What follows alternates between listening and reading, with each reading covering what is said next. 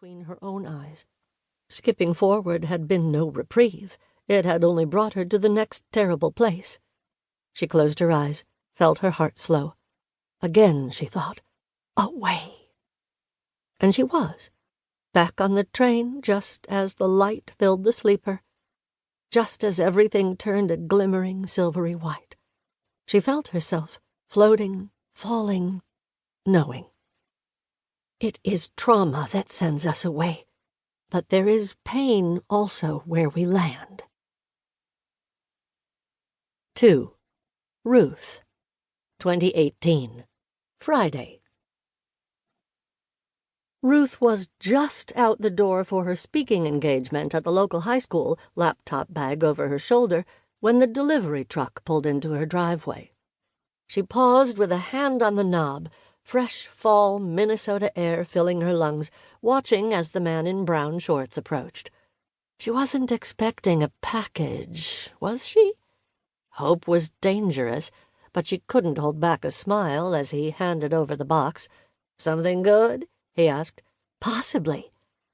Taking it, she noted the Vermont return address and heard the soft slide and thud of what could be a rare journal, more than a century old and certainly improperly packed. But she wasn't about to rebuke the sender, not when he was entrusting her with this, Annie Oakley's own words, unknown to any scholar. The sharpshooter had left behind an unfinished autobiography and some everyday correspondence when she died in 1926, but little else of substance written in her own hand.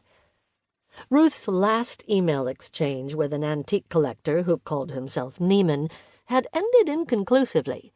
He'd agreed to send her a few scans or mail select photocopies on the condition that she understood he was in a hurry with a large-scale purchase planned pending the journal's authenticity.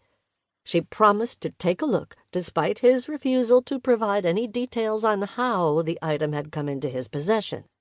"Context matters," she had replied. "The more you withhold, the less reliable my analysis will be. Also, please keep in mind that an original provides much more information than a photocopy. I'll work pro bono, that isn't the issue, but I can't do much without quality source materials." The journal was only the first step. Neiman had gotten a glimpse of a letter and wanted to purchase an entire set of rare correspondence, all of it somehow related to the journal in terms of content, about which he had offered only meager clues. "Your call," she'd responded, trying to play it cool. "I have some time this week. Next month is busier." It was a lie. Aside from the speech she was giving to a history class in 30 minutes, make that 20, Ruth had nothing scheduled for the rest of the year, aside from trips to the chiropractor and putting her house up for sale. Watching the truck back out, Ruth tried not to wish or want too much. She ran a hand through the curled ends of her auburn hair, styled for once, trying to prolong this feeling of well-being. She was wearing a corduroy jacket she'd ordered online and her luckiest blue-stitched cowboy boots. She'd removed the knee brace she normally wore under baggy sweatpants in order to squeeze into jeans she hadn't bothered to take out of a drawer for months. She felt the warm sun on her face and smelled burning leaves. History is well and good, but the present moment is worth noticing too. Remember this.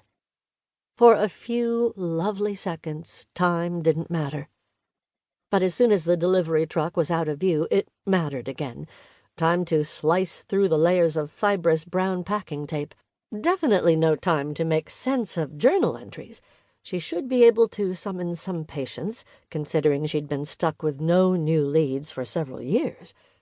Ruth unlocked the door and hurried to the kitchen counter, planning to leave the box there. Then she spotted the kitchen scissors sticking out from her jar of wooden spoons. Just a peek. She ran the point of the scissors down the flap and pulled. Inside she saw bubble wrap. Bubble wrap! Neiman should have known better. Through the plastic she saw a color, burgundy edged with dark brown.